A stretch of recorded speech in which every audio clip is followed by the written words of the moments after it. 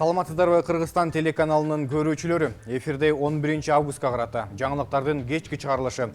Аны мен Дастан Исмаилов тааныштырам. Дагы 278 адамдан коронавирус илдети аныкталды. Ошто 8 жаран күйдүргү жуктуруп алды. Мигранттар партияларга акча которо алат. Ушул жана башка жаңылыктар менен алдыда кененирээк тааныштырмакчыбыз. Бүгүн Кыргызстандын аймагы боюнча 278 адам коронавирус жуктуруп алгандыгы белгилүү болду. Бул тууралуу коомдук саламаттык сактоо башкармалыгынын башчысы Айнур Ахматова брифинг учурунда билдирди. Анын айтымында Бишкек шаарында 104 учур, Ош шаарында 19, Чүй облусу боюнча 21 учур, Ош жергесинде 34 учур, Талас аймагында 3 учур, Нарын аймагында 13, Ысык Көл облусу боюнча 17, Жалал Абад аймагында 40, ал эми Баткен облусу боюнча 27 учур катталган. Ушуну менен жалпы вирус жуктургандардын саны 40.755 жетти. Жана ошондой эле соңку сутка ичинде 535 бейтап сакайды. Айыккандардын жалпы саны 32.764 жетти. Акыркы суткада COVID-19 илдетинен 4 бейтап каза болду. Алардын 3-өө Бишкек шаарында, ал эми 1 учур Баткен облусунда катталды. Өлкөдө коронавирустан каза болгондордун саны 1478 жетти. Президент Сооронбай Жээнбеков 10 августта премьер-министр Кубатбек Боронов менен онлайн кеңешме өткөрүп, аны менен учурдагы эпидемиологиялык кырдаалды жана COVID-19-дун экинчи толкунуна даярдыктарды талкуулашты. Боронов президентке акыркы күндөрү коронавирус инфекциясын жуктургандардын жана андан каза болгондордун саны төмөндөгөндүгү байкалып жаткандыгын айтты. Анын айтымында эпидемиологиялык кырдаалга көз салып туруу жана өлкөдө COVID-19-дун таралышын болтурбоо тапшырмасы коюлган жергиликтүү бийликтердин арты менен ушундай жыйынтыктарга жетишти. Жээнбеков өлкөдө кырдаал жакшырганга карабастан ишти күчөтүлгөн тартипте жүргүзө берүү керектигин белгиледи.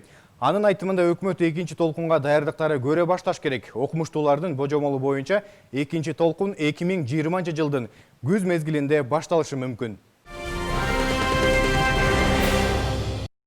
Борбордук шайлоо комиссиясы партиялардын Айыл банктагы жана РСК банктагы атайын эсебине чет өлкөлөрдөгү мигранттардын акча которуу маселесин чече тургандыгын кабарлады. Бул тууралуу Борбордук шайлоо комиссиясынын мүчөсү Гүлнара Журабаева маалымат каражаттарынын бирине билдирди. Анда которулган акча анонимдүү эмес жана улуттук валюта менен которулуусун шарттады. Которулган каражаттар доллар, евро, рубль болсо ал автоматтык түрдө сомго алмаштырылып партиянын эсебине түшмөкчү. Кыргызстанда 1, 5, 9 жана 11 класстар окуу жылынын башында күн алыс мектепке барып, калган учурда аралыктан окуй турган болуп жатат. Бул тууралуу Билим берүү жана илим министринин орун басары Надира Жусупбекова брифинг учурунда айтты. Ал эми эпидемиологиялык абал жакшы, жашыл зона деп эсептелген аймактарда балдар толугу менен мектепке барып окушу мүмкүн. Ошондой эле сентябрь-октябрь айында күн жылуу болгондуктан айрым сабактар таза абада өткөрүлүшү ыктымал экендиги айтылды. Эгерде класста окуучулардын саны көп болсо, алар 2 топко бөлүнүп, маал менен окутулмакчы.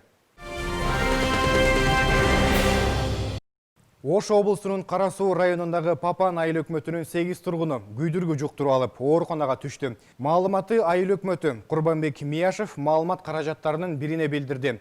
Анын айтымында Папандын 9 булак айылынын тургундары август айынын баш ченинде ооруп калган уйду союп, этин бөлүп алышкан. Окуядан кийин райондук ветеринардык инспекцияга кабар берилип, айыл өкмөттүн аймагында дезинфекциялоо иштери жүргүзүлгөн. Ооруган уйдун этин жегендер тиешелүү дары-дармек алышкан. Облустук оорукананын гепатология бөлүмүнүн дарыгери Курсанали Ташевдин айтымында бейтаптардын баары эркек кишилер, эң жашы 17-де, ал эми улуусу 45 жашта. Ал эми облустук ветеринардык инспекциянын башчысы Орозбек Ибраевдин айтымында окуя тууралуу аталган кызматка 2 августта маалымат келип түшкөн. Учурда лабораториялык текшерүү жүргүзүлүп жатат. Жыйынтыгы чыга элек. Ал кошумчалагандай, Папан айыл өкмөтүндө мал жандыктын баары эмдөөдөн өткөрүлүп, иштер дагы уланууда. Ош шаарына кирүүчү жолдорго орнотулган санитардык карантиндик посттор алынды. Бул тууралуу Ош шаардык мэриясынын маалымат кызматы кабарлады. Мындай чечим Ош шаардык жарандык коргонуу штабынын жыйынында кабыл алынды. Ош шаарына кирүүчү жолдорго жалпы 7 санитардык карантиндик пост орнотулган болчу. Суперинфо гезитинин жана Супер КЖ сайтынын жетекчилиги ишинен кетти. Буга алардын гезит ээси менен саясий көз карашы туура келбей калганы себеп болгон. Бул тууралуу Суперинфо гезитинин башкы редактору Шаиса Шатманова Фейсбуктагы жеке баракчасына жазып чыкты. Коомчулук үчүн бизде болгон бир жаңылыкты жарыялап коюуну туура көрдүм. Саясий позициябыз туура келбей калгандыгына байланыштуу Суперинфодон бир нечебизге кетүүгө туура келди. Суперинфо гезитинде акыркы 13 жылдан бери такай иштеп келиптирмин. Бул аралыкта команда менен биргеликте далай кызыктуу иштерден, сыноолордон да өттүк. Бул мезгил аралыгы мен үчүн эң баалуу мектеп да, жашоо да болуп калат. Жеке булактардын берген маалыматына караганда, Шаиса Шатмановадан сырткары Супер KG сайтынын жетекчиси Бактыгүл Сокушева, сайттын соңку кабар бөлүмүнүн жетекчиси Эльвира Караева жана сайттын техникалык директору Медер Кидиков аталган басылманын жаңы саясатына көз караштары туура келбей калгандыгы үчүн жумуштан кетишкен. Белгилей кетсек, буга чейин аталган гезит менен сайт Матраимовторго сатылып кеткендиги айтылган болчу. Ал эми гезиттин негиздөөчүсү Кылычбек Султан аны жалган маалымат деп айтып келген. Кыргызстандын маалымат жана адабият чөйрөсү чоң жоготууга учурады. 8 август күнү белгилүү журналист, акын жана котормочу Токтобек Мамытов 81 жашында дүйнөдөн өттү.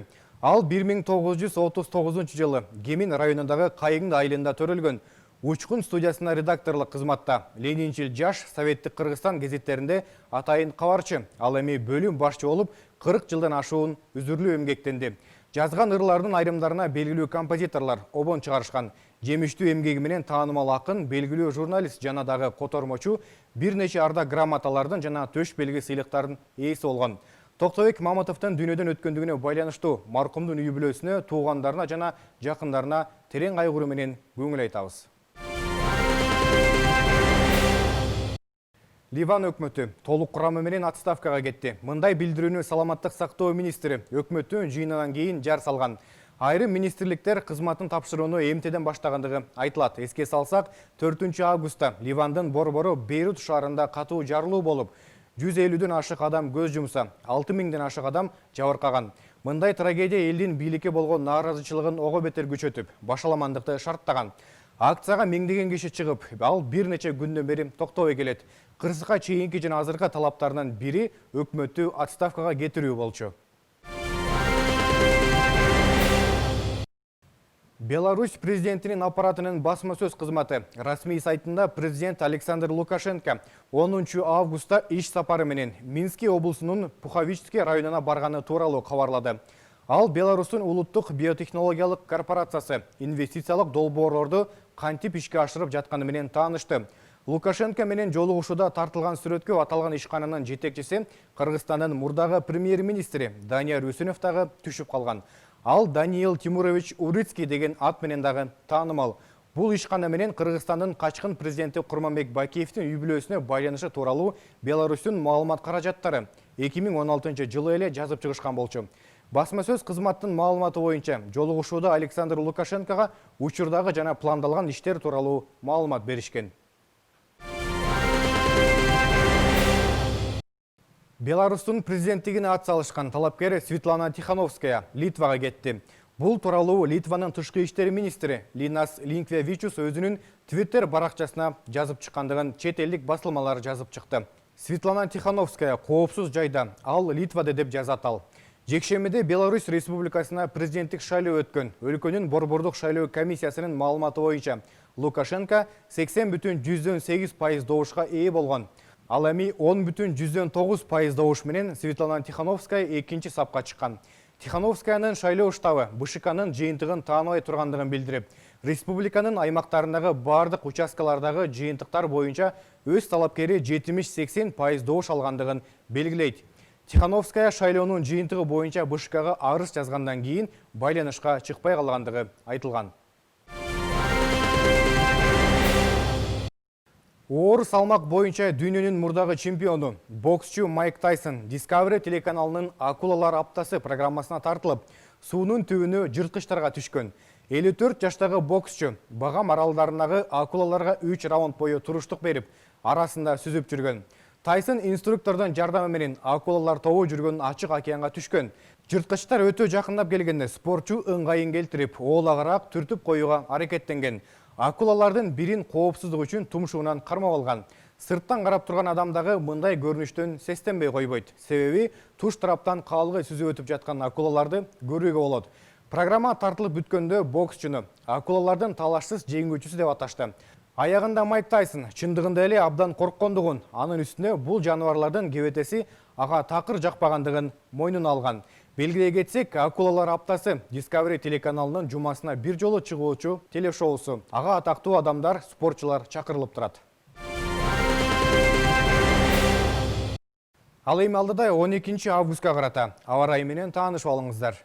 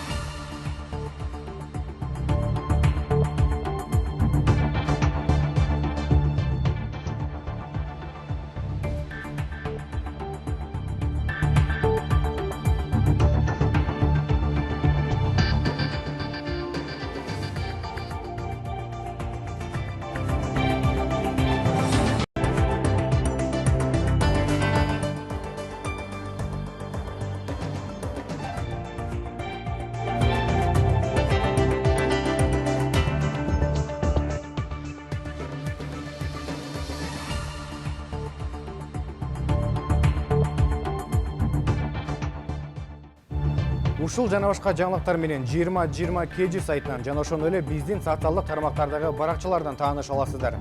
Кийинки эфир аркылуу амандашканча сак саламатта туруңуздар.